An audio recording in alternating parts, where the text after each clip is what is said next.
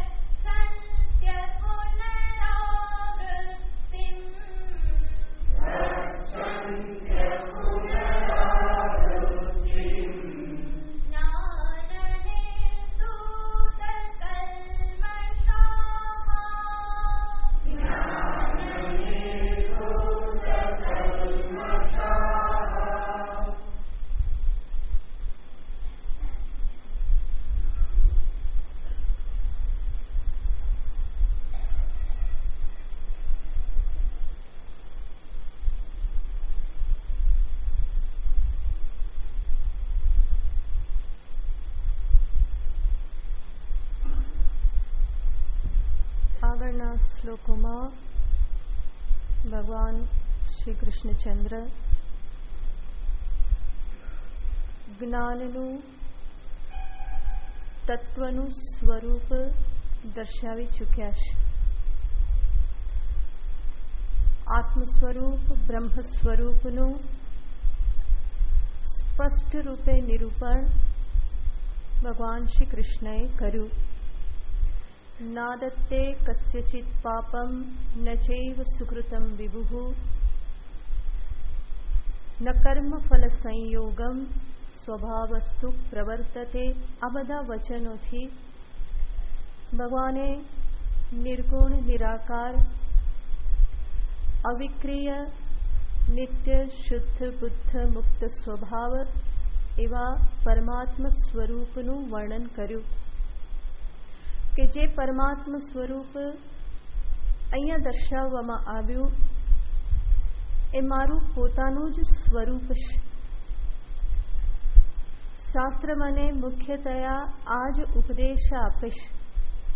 જ્યારે ભગવાન અહીંયા કહેશે નાદત્તે કસ્યચિત પાપમ ન ચૈવ સુકૃતમ વિભુઃ, તો આ બધા શબ્દો કોઈ ત્રીજા પુરુષ માટે નથી, પરંતુ આ જે પણ કહેવામાં આવે છે એ મારા પોતાના જ સ્વરૂપનું વર્ણન છે.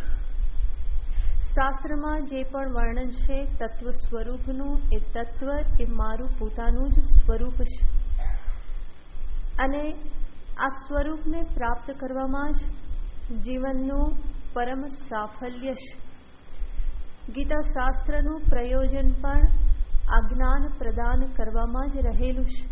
માટે ગીતા શાસ્ત્ર એ મોક્ષ શાસ્ત્ર છે, કારણ કે તત્વજ્ઞાન એ મોક્ષનું પરમ સાધન છે, સાક્ષાત સાધન છે. અને આવું તત્વજ્ઞાન આત્મજ્ઞાન એ પ્રાપ્ત કરવું એટલા માટે જરૂરી છે કે જે પણ સંસાર બંધન છે એ અજ્ઞાનના કારણે છે. અજ્ઞાનની નિવૃત્તિ હંમેશા જ્ઞાન થકી જ સંભવ બને. અંધકાર નિવૃત્તિ પ્રકાશ વગર બીજા કોઈ ઉપાયથી સંભવ નથી. એવી રીતે અંતઃકરણમાં રહેલા અજ્ઞાનની નિવૃત્તિ જ્ઞાન વગર કોઈ કાળે સંભવ નથી. તો એવું જ્ઞાન ભગવાન અહીંયા પ્રદાન કરે છે. ભગવાન જે કહી રહેલા છે એ મારું પોતાનું જ સ્વરૂપ હોવા છતાં પણ જ્યારે હું એનું શ્રવણ કરું તો મને એવું લાગે છે કે આ તો કોઈક બીજા તત્વની વાત થઈ રહેલી છે. ભગવાન જ્યારે કહે કે તત્વ અકર્તા છે, અભોગતા છે, અજન્મા છે, મૃત્યુરહિત છે, અવિકારી છે, નિત્ય શુદ્ધ છે, તો આ બધા શબ્દો આપણને એવા લાગે કે જાણે કોઈક બીજાની વાત થઈ રહેલી છે, અથવા તો ઈશ્વરની વાત થઈ રહેલી છે, પરમાત્માની વાત થઈ રહેલી છે, પરંતુ હું તો એનાથી કંઈક જુદો જ છું. એ અકર્તા છે, હું તો કર્તા છું. એ જ્ઞાની છે, હું તો અજ્ઞાની છું. એ અસંસારી છે, હું તો સંસારી છું. તો આ પ્રમાણેની બુદ્ધિ હંમેશા બનતી રહેશે. અને ભગવાન એવી બુદ્ધિને જ અજ્ઞાન કહેશે. અને એ અજ્ઞાનની નિવૃત્તિને અર્થે જ શાસ્ત્ર વારંવાર સ્વરૂપનું પ્રતિપાદન કરે છે. તો સ્વરૂપ જ હોવા છતાં પણ મારા વિપરીત સંસ્કારો એટલા બધા પ્રબળ છે કે આ મારી જ નિધિ, મારો જ ખજાનો હોવા છતાં પણ એનાથી હું અજ્ઞાત રહું છું. અને કહેવામાં આવે તો પણ એ અસંભવ જેવું લાગે છે. જેવી રીતે રસ્તે રજડતા કોઈ ભિખારીને કહેવામાં આવે કે તું તો અનંત ખજાનાનો વારસદાર છે, એને ખબર નથી, અને કોઈકે શોધી કાઢ્યો કે ભાઈ આના બાપ દાદા તો આટલું મૂકીને ગયા છે, અને રસ્તામાં એને પકડીને કહે કે તું આ પ્રમાણે ભીખ માગનારો નથી, તું તો કોણ છે? તો કે મહાન નિધિનો સ્વામી છે. તો એને શું લાગે કે આ તો મારી મજાક કરી રહેલા છે. હું ક્યાંથી એવી રીતે ધનનો સ્વામી હોઉં? હું તો વર્ષોથી ભીખ માગું છું. ક્યારથી માગું છું એ યાદ નથી, જ્યારથી સમજણો થયો ત્યારથી વાટકો લઈને ફરતો રહું છું. તો એને જ્યારે કહેવામાં આવે તો આ વસ્તુ એને અસંભવ જેવી લાગે છે. એવું જ કંઈક વેદાંત જ્યારે મને મારા સ્વરૂપનું જ્ઞાન આપે ત્યારે મને પણ એવું જ લાગે, જે હું મને પોતાને 3.5 હાથનો સંપૂર્ણ પરાધીન, કર્મને પરાધીન, વિકારોને પરાધીન એવો હું પોતાને સમજું છું. અને ત્યારે કોઈ આચાર્ય, ગુરુ, શાસ્ત્ર મને આવીને કહે કે તું કોણ છે? શુદ્ધોસી બુદ્ધોસી સંસાર માયા પરિવર્જિતોસી. મદાલસા એના પુત્રને કહે છે કે તું તો કોણ છે? શુદ્ધ છે, તું જ્ઞાની છે, સંસાર માયાથી તું તો રહિત છે, તું પરમ શુદ્ધ છે, નિર્વિકાર છે, અનઘ છે. આવું બધું જ્યારે મને કહેવામાં આવે તો મને પણ લાગે કે આ તો કેવું છે? અસંભવ છે. પણ ભગવાન કહેશે આ અસંભવ લાગતું હોવા છતાં પણ એને સંભવ બનાવ્યા વગર છૂટકો નથી. એના વગર સંસારથી મુક્ત થવાનો કોઈ ઉપાય નથી. નાન્ય પંથા વિદ્યતે અયનાય મોક્ષાય અયનાય અન્ય પંથા ન વિદ્યતે. મોક્ષને અર્થે કર્મબંધનથી મુક્ત થવાને માટે બીજો કોઈ માર્ગ છે જ નહીં. તો એટલા માટે જ ભગવાન વારંવાર દરેક અધ્યાયમાં સ્વરૂપનું પ્રતિપાદન કરતા રહેશે. ગીતાજીમાં ઘણી બધી વાતો ભગવાને કરેલી છે, પણ વચ્ચે વચ્ચે આત્મ સ્વરૂપનું પ્રતિપાદન ભગવાન કરતા જ રહેશે, કારણ કે એના અર્થે જ ગીતા શાસ્ત્રની પ્રવૃત્તિ છે. બીજી બધી વાતો જે કરવામાં આવેલી છે એ પણ આના માટે જ કરવામાં આવેલી છે કે જેના કારણે હું આ જ્ઞાન પ્રાપ્ત કરવાનો અધિકારી બનું. કારણ કે આગળ આપણે જોયું એ પ્રમાણે મારી જ પોતાની ભ્રમણાઓ, મારી માન્યતાઓ, મારા પૂર્વગ્રહો, મારા પોતાના સંદર્ભના મારા ખ્યાલો આ બધા એટલા બધા દ્રઢ થઈ ચૂકેલા છે કે 1-2 વખત કહેવામાં આવે તો જલ્દી ગળે ઉતરતું નથી. તો આવું જે સ્વરૂપ, પોતાનું સ્વરૂપ હોવા છતાં પણ એ ઘણું દુર્વગાહ્ય બની જાય છે. અત્યંત દુર્વગાહ્યત્વાત. એ કેવું છે? અત્યંત દુર્લભ છે. દુઃખેન ગ્રાહ્યમ. એનું ગ્રહણ કરવું બહુ કષ્ટદાયક બની રહેશે. અને એટલા માટે પૌનઃ પુણ્યેન શ્રવણમ કુર્યાત. શાસ્ત્ર કહેશે વારંવાર શાસ્ત્રનું શ્રવણ કરો, સ્વરૂપના સંદર્ભનું શ્રવણ કરો, વેદ વચનોનું, ઉપનિષદ વચનોનું શ્રવણ કરો. વારંવાર સાંભળવાથી જ કંઈક પરિવર્તન થશે. જેવી રીતે લોખંડને ટીપવાનું હોય તો એના ઉપર વારંવાર હથોડા મારવા પડે, એવી જ રીતે અહીંયા પણ ટીપવાનું છે, ઘાટ ઘડવાનો છે. જે બીજો ઘાટ ઘડાઈ ગયેલો છે એને દૂર કરી અને નવો ઘાટ ઘડવાનો છે. તો પૌનઃ પુણ્યેન શ્રવણમ કુર્યાત. વારંવાર શ્રવણ કરવાનું રહેશે, કારણ કે મારા જ સંસ્કારો જ્ઞાનને આત્મસાત થવા દેતા નથી. તો આ સ્થિતિમાં આ જે જ્ઞાનની સાધના જે છે એ ઘણી દીર્ઘ સાધના બની રહેશે.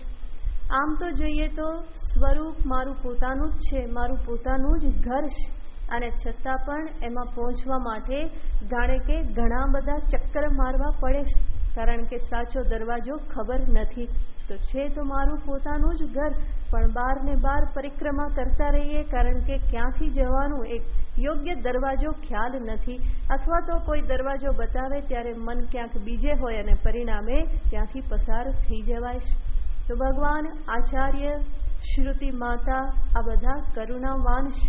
ઉપદેશ આપતા વારંવાર કહેતા એ થાકતા નથી. અદ્વૈત દર્શન કે જે પરમ સત્ય છે, પણ એને અપનાવવું એટલું જ કઠિન છે. તો વારંવાર એનું નિરૂપણ કરતા રહેવું પડે છે. વારંવાર હું સાંભળું, વારંવાર એનું ચિંતન કરું, વારંવાર એ સત્યને હું જોવા માટે પ્રયત્ન કરું, ત્યારે એ સત્ય મારું પોતાનું બને છે. તો આ આત્મજ્ઞાનની સાધના એ આમાં સમાયેલી છે. એક વખત મનની પૂર્વ તૈયારી બધી થઈ ગઈ તો પછી શાસ્ત્ર કહેશે શ્રવણ મનન નિધિધ્યાસનમાં પ્રવૃત્ત થાવ, કે જેના પરિણામે જે આ બધી પૂર્વ ધારણાઓ, અજ્ઞાન કે પછી જે પૂર્વ સંસ્કારો સામેનું જે યુદ્ધ જે છે એ યુદ્ધ વિજય કરવાનું રહેશે. તો પહેલાં તો અંતઃકરણની શુદ્ધિ એ સાધના છે, અને ત્યાર પછી અજ્ઞાન, સંશય, વિપર્યય આ બધાની નિવૃત્તિ એ પણ એક પ્રકારની શુદ્ધિ જ છે. આપણે શરૂઆતમાં જોયેલું હતું કે આત્મજ્ઞાનની સાધના એટલે એ નિરંતર શુદ્ધિકરણની સાધના છે. કે જ્યાં શરૂઆત થાય છે વ્યવહારથી. દુરાચારનો ત્યાગ કરી સદાચારમાં પ્રતિષ્ઠિત થાવ. દુર્ગુણને છોડી સદગુણને હું પ્રાપ્ત કરું. તો આ બધું છોડવાનું છે. એક પછી એક શુદ્ધિ. મલને દૂર કરો, વિક્ષેપને દૂર કરો, અજ્ઞાન નિવૃત્તિ, સંશય નિવૃત્તિ, વિપર્યય નિવૃત્તિ, આ બધી નિવૃત્તિની સાધના છે, ત્યાગની સાધના છે. અહીંયા બધું વિપરીત છે. સાધના કરી અને કંઈ નવું મેળવવાનું નથી, પરંતુ જે બધું ખોટું પકડીને રાખેલું છે એને છોડવાનું છે.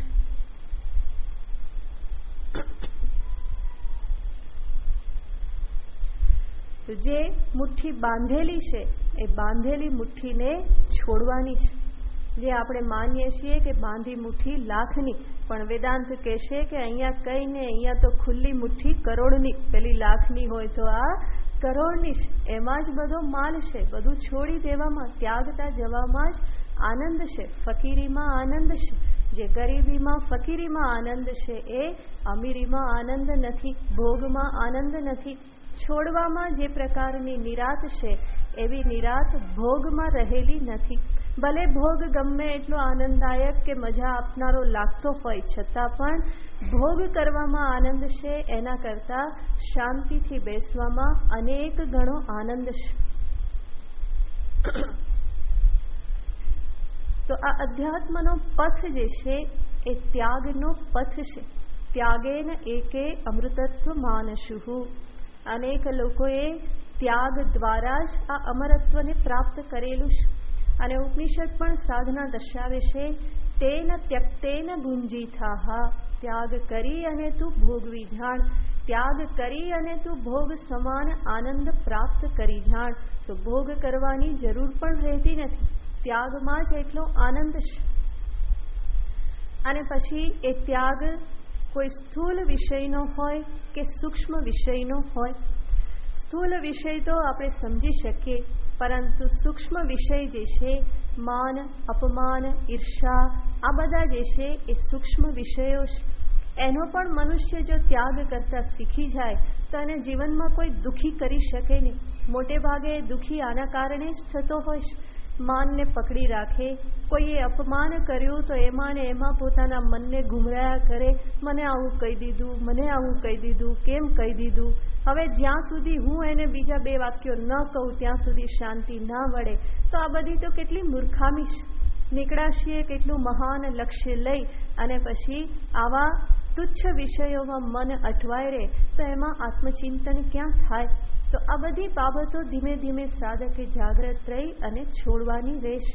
ભગવાન અહીંયા એવી રીતે જે તૈયાર થઈ ગયેલો છે સાધક, જેનું અંતઃકરણ શુદ્ધ થયેલું છે, એવા સાધકોની આગળની જ્ઞાન યાત્રાનું નિરૂપણ ભગવાન કરે છે. તદ્બુદ્ધયઃ તદાત્માનઃ તન્નિષ્ઠાઃ તત્પરાયણાઃ.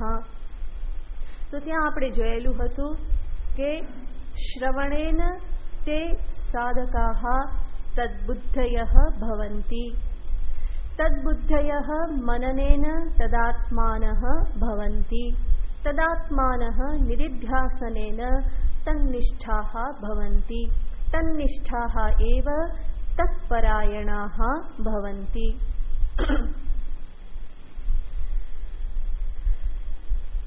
તો આ શ્રવણ મનન નિધિધ્યાસનને જ ભગવાન આ શ્લોકમાં દર્શાવે છે, જેમાં આપણે વિચાર કરેલો હતો. શ્રવણ શું કાર્ય કરે, મનન શું કાર્ય કરે, એની શું આવશ્યકતા છે. તો શ્રવણ જે છે એ શાસ્ત્રના તાત્પર્યનો નિશ્ચય કરાવે છે કે શાસ્ત્ર આ પ્રમાણે ઉપદેશ આપે છે, પણ શાસ્ત્રનો ઉપદેશ સમજ્યા પછી પણ શાસ્ત્રના ઉપદેશ અને મારા અનુભવની વચ્ચે વિરોધ પ્રાપ્ત થાય છે.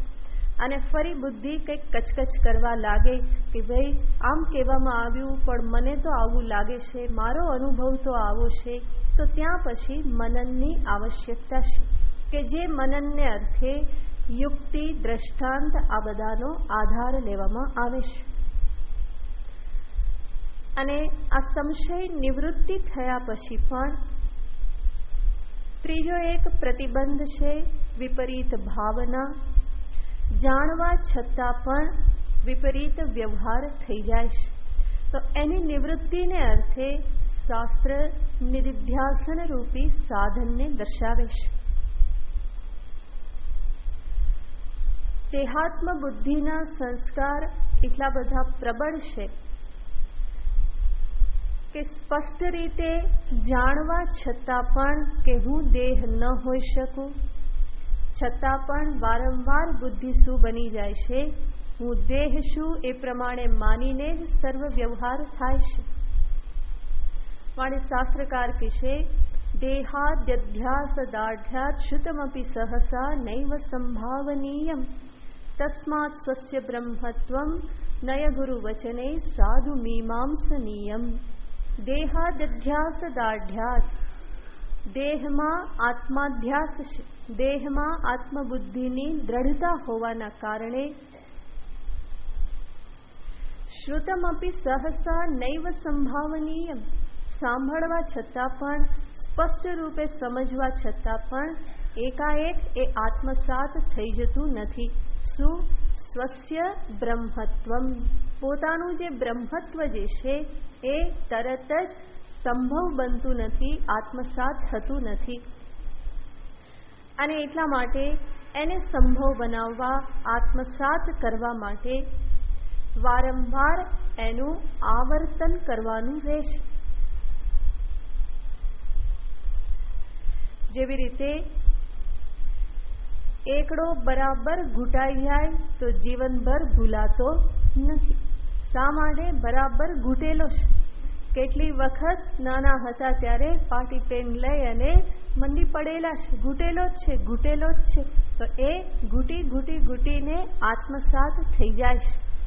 પહેલા દર્શાવવું પડે, બાળકને શીખવવા માટે 2 + 2 = 4, આ દર્શાવવા માટે ઘણા બધા ઉપાયો કરવા પડે કે ભાઈ 4 પથ્થર રાખો, બતાવવામાં આવે આ 2, આ 2, આ 2 2 મળી અને કેટલા થયા? 1 2 3 4, આ પ્રમાણે 4 થયા. આ બધું બતાવવું પડે.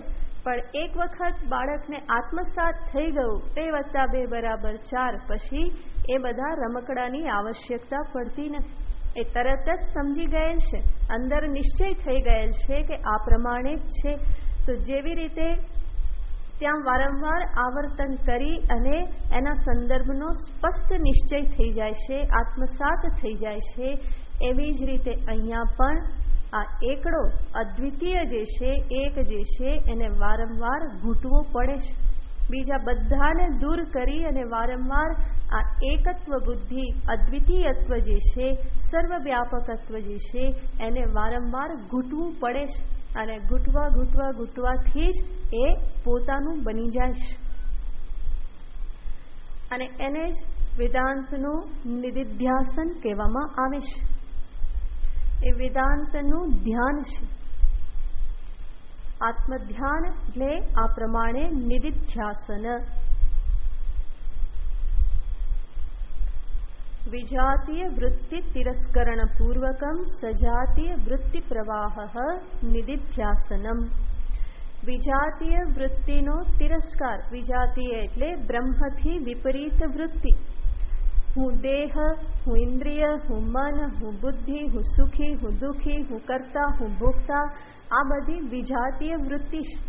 એ વૃત્તિઓનો તિરસ્કાર, એનો નિષેધ કરી કરી અને સજાતીય વૃત્તિનો પ્રવાહ બનાવી રાખવો. તો એ પ્રકારનો જે પ્રયત્ન છે એને કહેવામાં આવે છે નિધિધ્યાસન.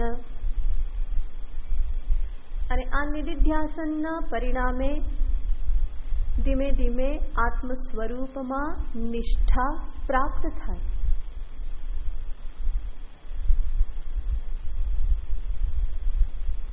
અને તન્નિષ્ઠાઃ એવ તત્પરાયણાઃ ભવન્તિ.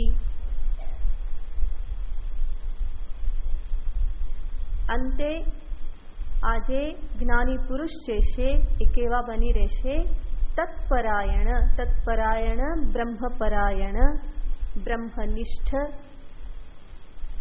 કે જ્યાં પછી આ વૃત્તિ, આત્માકાર વૃત્તિ કે બ્રહ્માકાર વૃત્તિ બનાવવા માટે વિશેષ પ્રયત્નની આવશ્યકતા રહેતી નથી. એ વૃત્તિ સહજ રીતે બનતી રહેશે. ક્ષણમેકમ ન તિષ્ઠન્તે વૃત્તિમ બ્રહ્મમયીમ વિના. શુકદેવ, વામદેવ આ બધા મહાપુરુષોને માટે કહેવાય છે કે ક્ષણમેકમ ન તિષ્ઠન્તિ વૃત્તિમ બ્રહ્મમયીમ વિના. બ્રહ્મમયીમ વૃત્તિમ વિના એકમ ક્ષણમપી ન તિષ્ઠન્તિ. તો જે જ્ઞાની પુરુષ જે છે એને ક્ષણે ક્ષણ કઈ વૃત્તિ હોય છે? બ્રહ્માકાર વૃત્તિ જ છે. અને એને જ ભગવાન ગીતાજીમાં બ્રાહ્મી સ્થિતિ કહેશે. એશા બ્રાહ્મી સ્થિતિ પાર્થ પ્રાપ્ય ન વિમુહ્યતિ.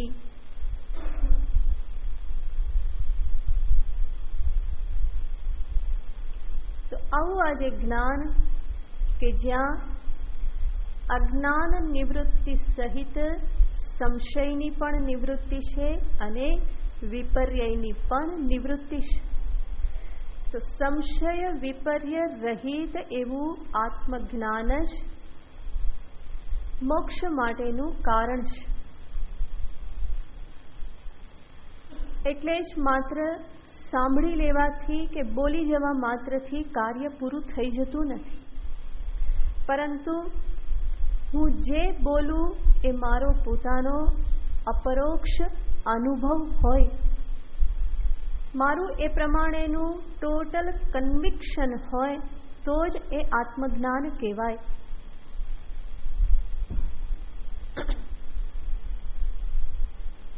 અને આવું આત્મજ્ઞાન જ મોક્ષ માટેનું સાધન છે. સંશય વિપર્યય સહિતનું આત્મજ્ઞાન મોક્ષ સાધન નથી. એટલા માટે જ ભગવાને આટલા બધા શબ્દો વાપરવા પડે છે. તદ્બુદ્ધયઃ તદાત્માનઃ તન્નિષ્ઠાઃ તત્પરાયણાઃ. નહીં તો ભગવાન એક જ શબ્દ કહી દે તદ્બુદ્ધયઃ તો પણ પર્યાપ્ત હતું. પણ ભગવાન આ બધું જ દર્શાવવા માંગે છે કે આત્મજ્ઞાન, અને આત્મજ્ઞાન પણ કેવું? સંશય રહિત, વિપર્યય રહિત, દ્રઢ અપરોક્ષ આત્મજ્ઞાન.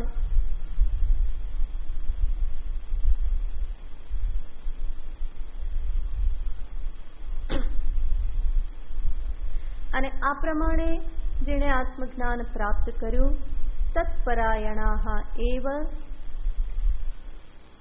અપુનરાવૃત્તિમ ગચ્છન્તિ.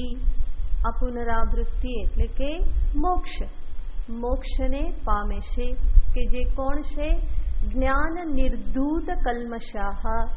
જ્ઞાન વડે જેના સર્વ પ્રકારના કલ્મશ, અશુદ્ધિઓ ધોવાઈ ગયેલ છે.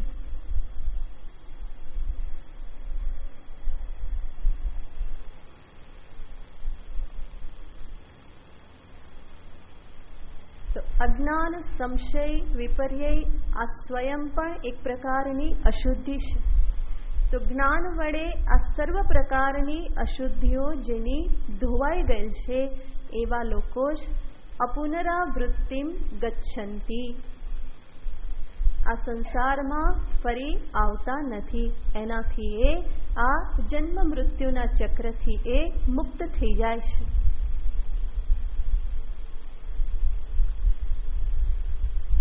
ક્યારે મુક્ત થઈ જાય છે?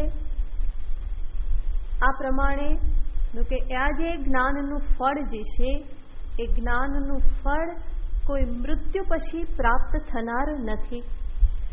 જીવતે જીવ જ એ સર્વ પ્રકારના બંધનથી મુક્ત છે અને એને જીવન મુક્તિ કહેવામાં આવે છે. અને જે જીવન મુક્ત થયો એ જ વિદેહ મુક્ત થાય છે.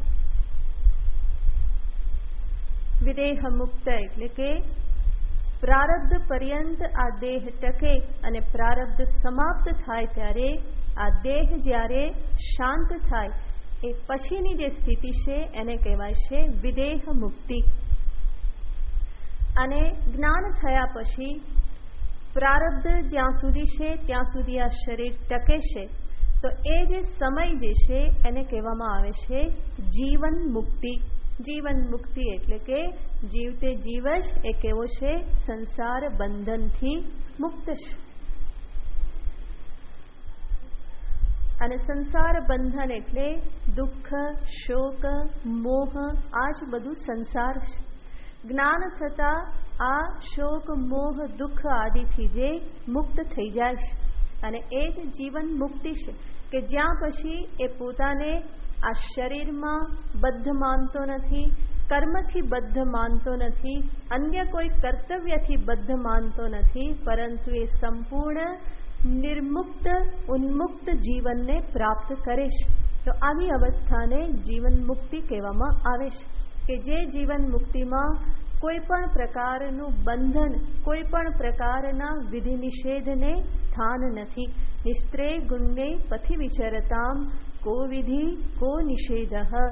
જે આ ત્રિગુણાત્મક જગતથી વિલક્ષણ નિસ્ત્રેય ગુણ્ય 3 ગુણથી પર એવા માર્ગે જે વિચરણ કરે છે એના માટે નથી કોઈ વિધિ, નથી કોઈ નિષેધ. સહતુ વેદ કિંકરઃ અપી ન ભવતી. પછી એણે વેદના સેવક થઈને પણ રહેવું પડતું નથી. વેદના સેવક એટલે વેદની આજ્ઞાઓનું પાલન કરવું. વેદ પણ એને પછી આજ્ઞા આપતું નથી, કારણ કે વેદ કોને આજ્ઞા આપે? કોઈ કરનારો હોય, કરતા હોય, એને કંઈક કામ બતાવાય. જે પોતાને કરતા જ માનતો નથી એને શું કામ બતાવે? કયા વિધિ નિષેધ બતાવે? તો જે અકર્તા અભોક્તા સ્વરૂપમાં સ્થિત છે એના માટે કોઈ વિધિ નિષેધને સ્થાન નથી.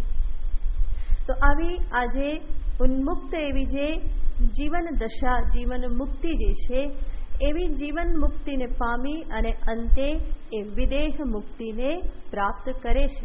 ક્રીડ સ્વેચ્છયા નો નિબંધનમ. સ્વામી દિવ્યાનંદજી એક વખત મને શ્લોક લખેલા હતા કે આ જ્ઞાન એટલે શું? કારણ કે સ્વામીજી તો બહુ ટાઈટ, સાધકને બહુ ટાઈટ કરીને રાખે, બધા નટબોલ ટાઈટ કરીને રાખે. તો જ્ઞાન કોને કહેવાય? લાંબુ નહીં લખે પત્રમાં, પણ બહુ સંક્ષેપમાં લખે. તો ત્યાં એમણે 2 શ્લોક લખીને મોકલેલા હતા, જેમાં એમણે લખ્યું છે કે આ જે તત્વજ્ઞાન જે છે, સ્વાત્મ જ્ઞાન જે છે, સ્વાત્મ દર્શનમ મોક્ષ સાધનમ નો વિપર્યયમ સા વિપર્યયમ નોસ સંશયમ. જે સ્વાત્મ દર્શન જે છે એ મોક્ષનું સાધન છે, પણ એ આત્મદર્શન કેવું હોવું જોઈએ? તો કહે છે સહ અવિપર્યયમ, વિપર્ય રહિત, ન ઉ સસંશયમ, સંશય સહિતનું ન હોવું જોઈએ. એટલે કે સંશય અને વિપર્ય રહિતનું એવું સ્વાત્મ દર્શન જ મોક્ષ માટેનું સાધન છે. અને આ પ્રમાણે એક વખત તત્વજ્ઞાન પ્રાપ્ત થઈ ગયું તો મુક્તિ તો સહજ છે. ના ઈચ્છે તો પણ મુક્તિ પ્રાપ્ત થવાની. તત્વનિષ્ઠયા મુક્ત્યનિચ્છયા ક્રીડ સ્વેચ્છયા નો નિબંધનમ. એક વખત તત્વનિષ્ઠા પ્રાપ્ત થઈ તો અનિચ્છયા અપી મુક્તિ. ઈચ્છો કે ના ઈચ્છો મુક્ત થઈ જ જવાના છે. અને આ પ્રમાણે સ્થિતિ પ્રાપ્ત કરી તો પછી ક્રીડ સ્વેચ્છયા, જે પ્રમાણે ક્રીડા કરવી હોય, રહેવું હોય એ પ્રમાણે નો નિબંધનમ. પછી એમાં કોઈ બંધન નથી, કોઈ નિયમ નથી. પણ એ પ્રાપ્ત ન થાય ત્યાં સુધી તો મેં કહ્યું ને, બધા નટ બોલ્ટ બધા ટાઈટ કરીને જ રાખવા પડે. ક્યાંય પણ ઢીલું છોડ્યું તો પતી ગયું. પણ એક વખત પ્રાપ્ત થયા પછી કોઈ નટ બોલ્ટની જરૂર નથી. ગમે એટલા હઠોડા લાગે તોય પછી ઢીલું પડવાનું નથી. પણ જ્યાં સુધી એવી શંકા હોય ત્યાં સુધી સાધકની સાધના અનવરત ચાલતી રહે, અનવરત આ આત્મચિંતન ચાલતું રહે. પછી કોઈ એના માટે બંધન નથી. ક્રીડ સ્વેચ્છયા નો નિબંધનમ. તો આ 2 શ્લોકમાં જ એમણે ઘણું બધું કહી દીધેલું હોય. એક એક શબ્દમાં ઘણો બધો અર્થ સમાયેલો હોય. સ્વાત્મ દર્શનમ મોક્ષ સાધનમ. ગાવાશે બધાને? સ્વાત્મ દર્શનમ મોક્ષ સાધનમ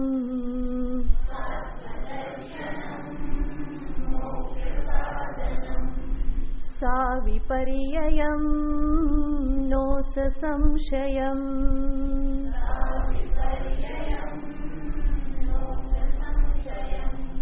તત્વનિષ્ઠયા મુક્ત્યનિચ્છયા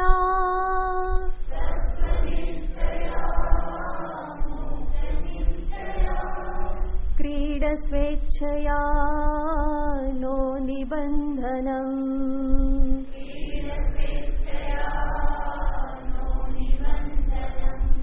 स्वात्मदर्शनं मोक्षसाधनम्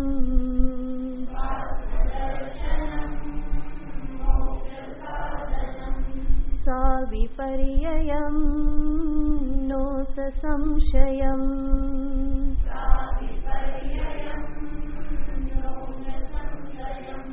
तत्त्वनिष्ठया मुक्त्यनिच्छया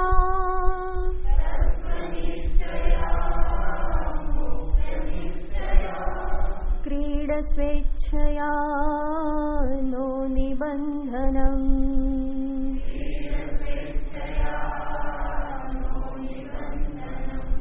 क्रीडस्वेच्छया नो निबन्धनम्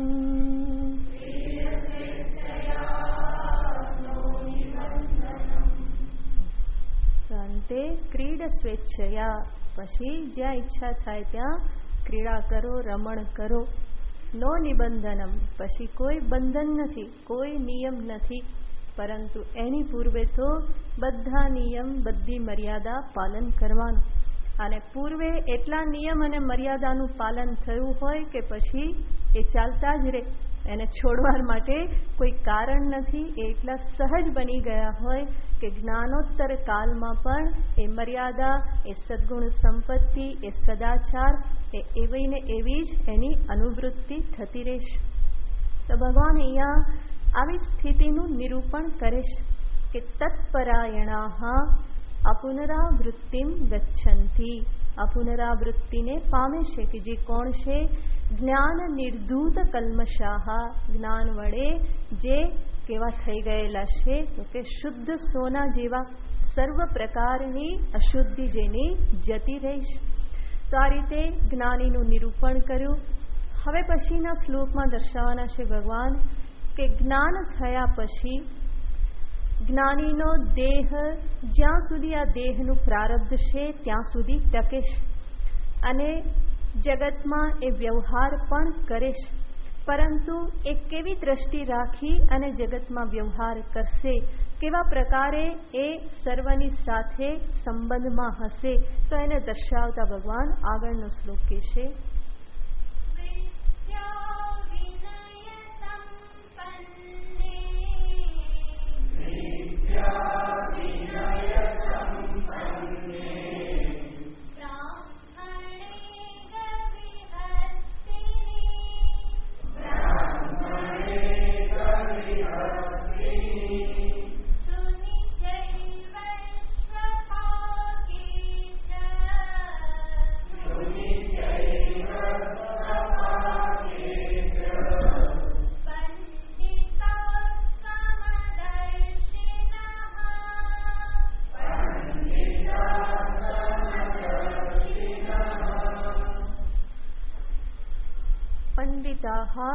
સમદર્શિનઃ.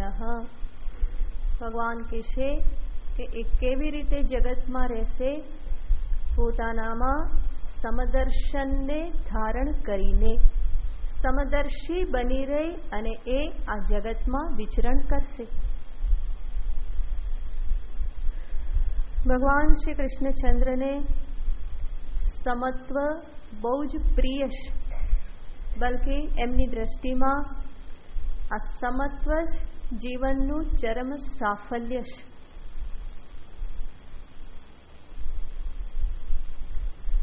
કે જે ભગવાનના જીવનમાં આપણને સાક્ષાત જોવા મળે છે. ભગવાન કૃષ્ણના જીવનમાં એણે સર્વ પ્રકારના વ્યવહારો કર્યા છે, સર્વ પ્રકારના લોકોની જોડે એને સંપર્કમાં આવવું પડેલું છે. પરંતુ દરેક વખતે ભગવાન કૃષ્ણ કહેવાશે કે સમત્વમાં સ્થિત છે. ક્યારેય પણ એમના અંતરમાં કોઈ ઉથલ પાથલ મચતી નથી.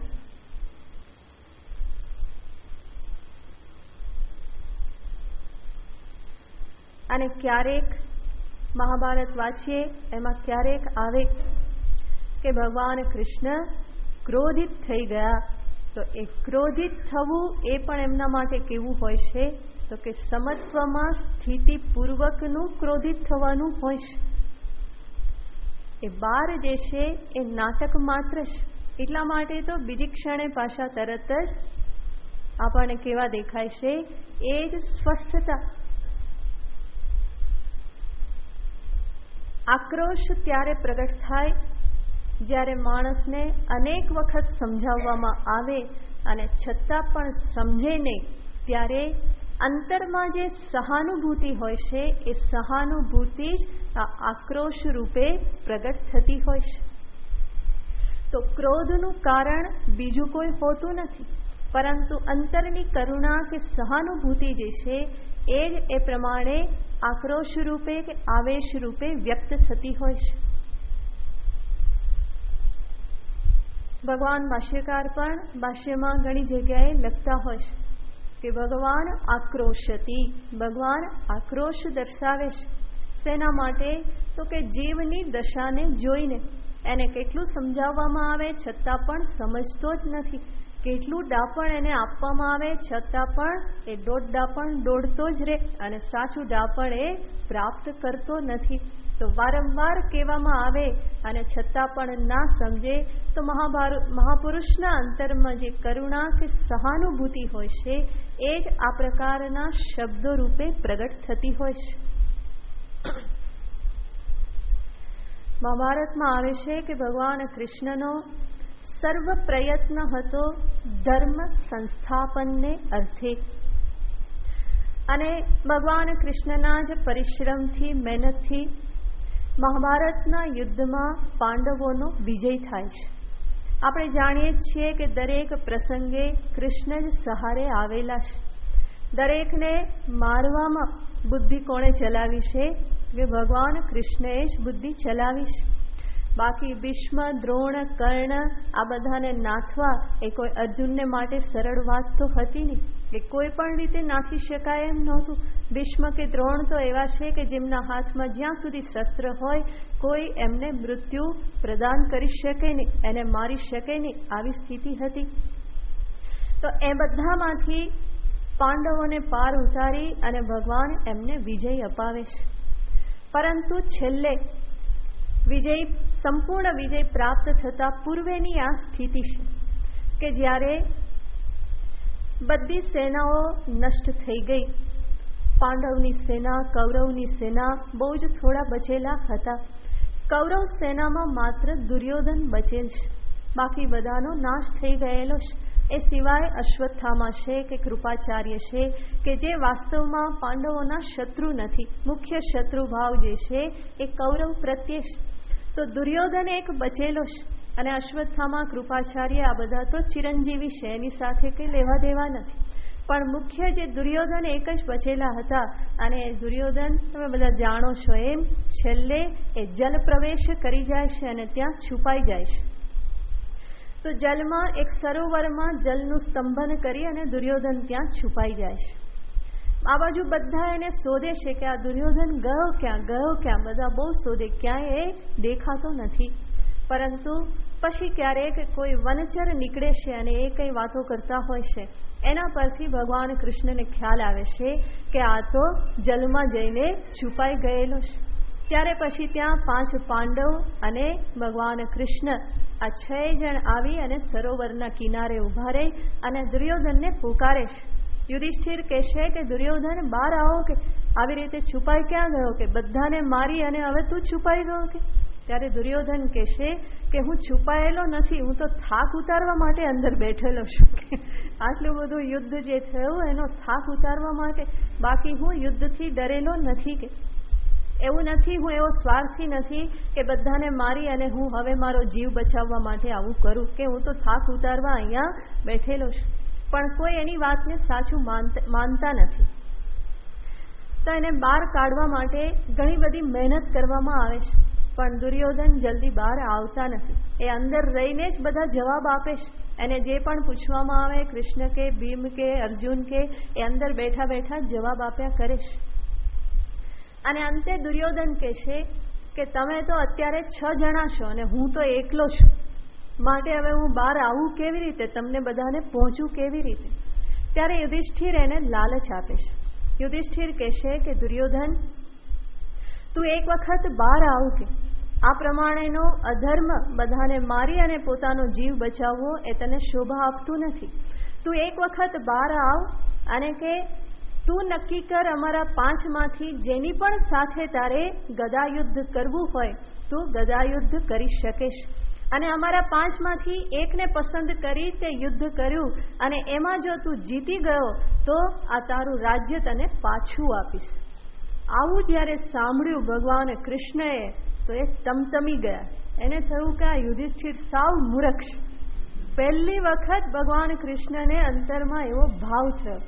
નહીં તો યુધિષ્ઠિર માટે એમને બહુ માન છે. ભગવાન જ્યારે પણ જાય હસ્તિનાપુર તો યુધિષ્ઠિરને પ્રણામ કરે છે, ભીમને પણ પ્રણામ કરે, અર્જુનને ગલે લગાડે, અને નકુલ સહદેવ એને પ્રણામ કરે તો એમને એ આશીર્વાદ આપે છે. તો ભગવાન કૃષ્ણ શિષ્ટાચારમાં પ્રથમ છે, અગ્રગણ્ય છે, કોઈ એમને પહોંચી શકે નહીં. તો એવા યુધિષ્ઠિરને એ હંમેશા પૂજનીય માને છે. પણ આ ક્ષણે ભગવાનને યુધિષ્ઠિર ઉપર એટલો આક્રોશ ચડ્યો, અને ભગવાન અર્જુનને કહેશે, એ પણ યુધિષ્ઠિરને તો સામા કહેતા નથી કે તમે આ મૂર્ખામી કરો છો, એ અર્જુનને કહેશે કે આ યુધિષ્ઠિરને કંઈ ભાન પડતી નથી, સમજતા નથી કે કેટલી મહેનત કરી અને રાજ્ય પ્રાપ્ત કર્યું છે. અને આજે ઉઠીને દુર્યોધનને કહેશે કે કોઈ એકની જોડે ગમે તેની સાથે પાછા કહેશે. અને જો દુર્યોધન નક્કી કરી દે કે સહદેવ જોડે ગદા યુદ્ધ કરું તો જીતે કોણ? એક ભીમ જ છે કે જેની સાથે એની સાથે નિપટી શકે, અને કદાચ યુધિષ્ઠિરની સાથે નક્કી કરે તો યુધિષ્ઠિર પણ ક્યાં ગદા યુદ્ધ કરી શકવાના છે. એટલું જ નહીં, ભગવાન કૃષ્ણ એ પણ જાણે છે કે દુર્યોધનને ગદા યુદ્ધમાં જીતવો એ ભીમને માટે પણ સરળ વસ્તુ નથી. એનું કારણ શું છે? તો કે પાંડવ જ્યારે વનમાં ગયા ત્યારે એ 14 વર્ષ સુધી, એ 13 વર્ષ સુધી જે દુર્યોધન જે છે એ દુર્યોધન સતત ગદાયુદ્ધની પ્રેક્ટિસ કરતો હતો. પોતાના મહેલમાં એ ભીમની લોહ પ્રતિમા બનાવી અને એની સામે સતત એ ગદાથી પ્રેક્ટિસ કરતો રહેતો હતો. અને ભગવાન કહેશે કે અર્જુન, આપણા ભીમને તો કોઈ પ્રેક્ટિસ નથી, એણે કંઈ પ્રેક્ટિસ કરેલી નથી આટલા વર્ષોમાં, અને એટલા માટે દુર્યોધનને હરાવવો એ એટલી સરળ વસ્તુ નથી. પણ કે હવે આ યુધિષ્ઠિરને કેવું શું કે વારંવાર એને તો કે રાજ્ય હોડમાં મૂકવાની ટેવ પડેલી છે. ભગવાન ત્યાં એને મેણું મારે છે કે આ દ્યુત રમવાની ટેવ હજુ જાતી નથી. હજુ પણ કહેશે કે એકને જીતી લીધો તો આખું રાજ્ય પાછું તને આપી દો. તો સ્વાભાવિક છે કે આવી સ્થિતિમાં ભગવાનના અંતરમાં જે આક્રોશ જે છે, જે પાંડવો પ્રત્યેની સહાનુભૂતિ, ધર્મ સંસ્થાપન, પાંડવો જે ધર્મના માર્ગે ચાલતા હતા એના માટે તો ભગવાને એને સહાય કરેલી છે. યુધિષ્ઠિર ધર્મરાજ છે, ધર્મની સ્થાપના યુધિષ્ઠિર પાંડવો દ્વારા જ સંભવ બને. ભગવાન જો ઈચ્છતા હોત તો યાદવ દ્વારા પણ ધર્મની સ્થાપના કરી શક્યા હોત, પણ ભગવાનને લાગ્યું કે યાદવો એના માટે હવે લાયક રહ્યા નથી, એ વિલાસી થઈ ગયેલા છે. એટલા માટે જો અંતે ભગવાને યાદવ કુળનો નાશ કર્યો. તો યાદવ કુળ પણ એમને એવું નહોતું લાગતું કે ધર્મની સ્થાપના કરવા માટે એ અધિકારી છે. એ માત્ર પાંડવોને જોતા હતા, અને એ બધી મહેનત ભગવાને કરી યુદ્ધમાં આ પ્રમાણે અત્યાર સુધી અહીંયા સુધી પહોંચાડ્યા. અને હવે યુધિષ્ઠિર જેવો યુધિષ્ઠિર કહેશે કે તું જીતી જાય, કોઈને તું પસંદ કરી લે, અને તું જીતી ગયો તો પાછું તને આપી દેવાનું. તો સ્વાભાવિક જ છે, જરા કલ્પના કરો કે ભગવાનની જગ્યાએ આપણે હોઈએ શું થાય, કેટલા બરાડા પાડી ઉઠવાનું થાય. નાનું અમથું કામ આપણે કોઈનું કર્યું હોય ને પછી એ બધું મટિયામેટ કરી દે તો પણ કેટલા ઊંચા નીચા થઈ જવાય. કેટલું સંભળાવી દેવામાં આવે છે કે તારા માટે કેટલું કર્યું, આટલું કર્યું, ને બધો તે દાંત વાળી દીધો, કેટલું બધું કહી નાખીશ, જરાય અક્કલ નથી, ઘણું બધું બોલી નાખીશ. તો ત્યારે ભગવાન મહાભારતમાં આ સ્થિતિમાં એમને દેખાડવામાં આવ્યા છે કે ભગવાન આકૃષ્ટ થઈ ગયા, આક્રોશવાન થઈ ગયા યુધિષ્ઠિર ઉપર, અને કહેશે કે આ સાવ મૂર્ખ તો મૂર્ખ જ રહ્યો. આવા જ શબ્દો ભગવાન મહાભારતમાં વાપરે છે કે આની ટેવ જાતી નથી અર્જુન, આને શું કરવું, કે આને બુદ્ધિ ક્યારે આવશે. છતાં પણ ભગવાન મર્યાદા વાપરે છે કે યુધિષ્ઠિરના સામે કહેતા નથી. એ જે પણ પોતાની જે આક્રોશ જે છે એ અર્જુનની સામે પ્રગટ કરે છે. પણ ફરી યુધિષ્ઠિર સામે આવે તો ભગવાન એટલા જ સ્વસ્થ છે, અર્જુનને કહી નાખ્યું, ફરી પાછા બીજી ક્ષણે ભગવાન કહેવાશે એ જ સમત્વમાં સ્થિત છે. તો જ્યારે કહેતા હતા ત્યારે પણ સમત્વમાં જ સ્થિત હતા, પરંતુ વ્યવહાર જે છે, વ્યવહારમાં જે પ્રમાણે થવું જોઈએ એ પ્રમાણે જ થવું જોઈએ. ત્યાં સમદ્રષ્ટિનો અર્થ એ નથી કે ભગવાન દુર્યોધન અને યુધિષ્ઠિરને સરખા જુએ. ત્યાં વ્યવહારમાં ભગવાન જોવાના જ છે કે એક ધર્મ માર્ગે ચાલે છે અને બીજો અધર્મના પથે ચાલી રહેલો છે. તો સમદર્શન છે, સમવ્યવહાર કહેવામાં આવેલું નથી. તો ભગવાન કૃષ્ણનું હંમેશા સમદર્શન છે. અને આવું આ સમત્વ જે છે, મનની અચલ સ્થિતિ માટે ભગવાનનું એક નામ છે અક્ષોભ્ય. ભગવાન કોણ છે? અક્ષોભ્ય, જેના અંતરમાં ક્યારેય પણ ક્ષોભ ઉત્પન્ન થતો નથી. અને એવું જ બીજું નામ છે અચ્યુત, જે ક્યારેય પણ ચ્યુત થતા નથી.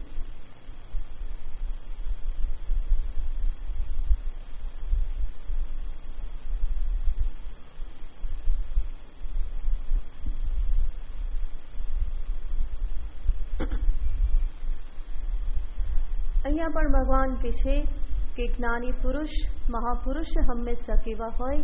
પંડિતાહ સમદર્શિનઃ. પંડિત શબ્દનો અર્થ થાય છે પંડા આત્મવિષયા બુદ્ધિ યસ્ય યેષામ અસ્તિ તે પંડિતાહ. આત્મવિષયક નિશ્ચય બુદ્ધિ. પંડા શબ્દનો અર્થ થાય છે બુદ્ધિ. પંડા અસ્ય અસ્તિ પંડિતઃ. અને અહીંયા બુદ્ધિ એટલે કઈ? આમ તો બુદ્ધિ બધામાં છે, પણ બધાને કઈ પંડિત કહેવાય નહીં. તો પંડિત કોણ છે? આત્મવિષયક બુદ્ધિ જેનામાં છે એને ભગવાન પંડિત કહે છે. આગળ પણ ભગવાન બીજા અધ્યાયમાં કહી ચૂકેલા છે, અશોચ્યાનન્વશોચસ્ત્વમ પ્રજ્ઞાવાદાંશ ભાસસે ગતાસૂન ગતાસૂંશ નાનુશોચંતી પંડિતાહ. પંડિત કોણ છે? જે જીવનમાં શોક કરતો નથી. વીતી ગયેલી બાબતોનો કે આવનારી બાબતોનો જે ક્યારેય શોક કરતો નથી. અને શોક ન કરવો એના માટે જરૂરી શું? સમજદારી જરૂરી છે. સમજણ હોય તો શોક ના થાય, સમજણ ન હોય તો જ શોક થાય. તો ત્યાં પણ શોક રાહિત્ય જે પંડિતનું લક્ષણ છે એમાં પણ અન્વિત શું છે? સમજદારી, જ્ઞાન એ ત્યાં રહેલ છે. તો પંડિતાહ, જ્ઞાની પુરુષ જે છે એ સમદર્શિનઃ, એ સમદર્શી છે. સર્વત્ર એક સમતત્વ જે છે એનું એ દર્શન કરે છે. ક્યાં? તો ભિન્ન ભિન્ન સ્થાન ભગવાન દર્શાવે છે.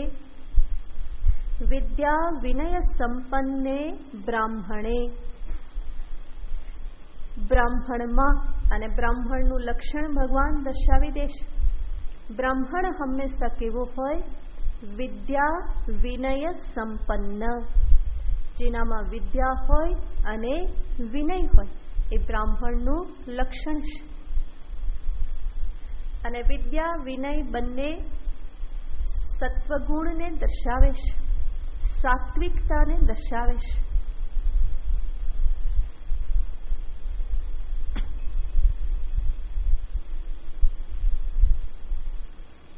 બ્રાહ્મણને માટે કહેવામાં આવેલું છે યસ્ય ત્રીણી અવદાતાની યોનિર્વિદ્યા કર્મ ચ.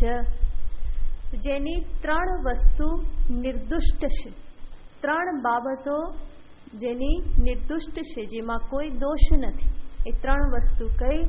તો કે યોની, એટલે કે જે જન્મ થયેલો છે એ માતા પિતા નિર્દોષ છે. યોની વિદ્યા, જેની વિદ્યા પણ પવિત્ર છે, નિર્દુષ્ટ છે. કર્મ ચ, જેના કર્મો પણ સાત્વિક છે, પવિત્ર છે.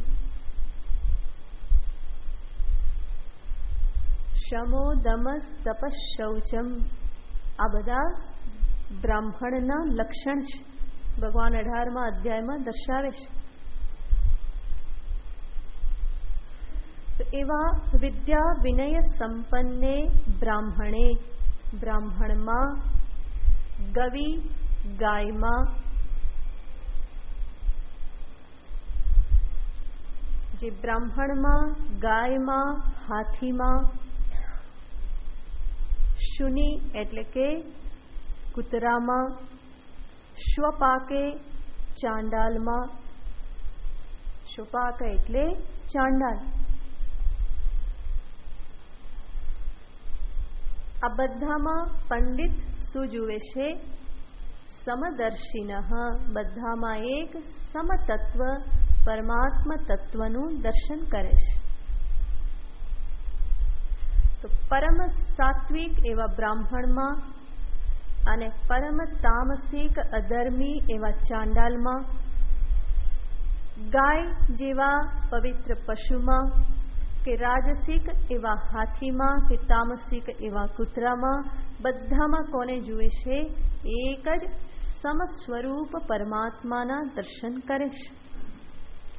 તો બ્રાહ્મણે ગવિ હસ્તિની શુનિ સ્વપાકે પંડિતાઃ સમદર્શિનઃ, એ હંમેશા સમદર્શી બની રહેશે. તો આ જ્ઞાન ઉત્તરકાલની સ્થિતિ ભગવાન દર્શાવે છે. જ્ઞાન થયા પછી જે જ્ઞાની જે છે એનો વ્યવહાર કેવો હશે? તો કે ભેદભાવ રહિતનો વ્યવહાર. વિશેષ પછી જોશે. ઓમ પૂર્ણમદ પૂર્ણમિદં પૂર્ણાત પૂર્ણમુદચ્યતે પૂર્ણસ્ય પૂર્ણમાદાય પૂર્ણમેવાવશિષ્યતે. ઓમ શાંતિ શાંતિ શાંતિ. હરિ ઓમ શ્રી ગુરુભ્યો નમઃ. હરિ ઓમ.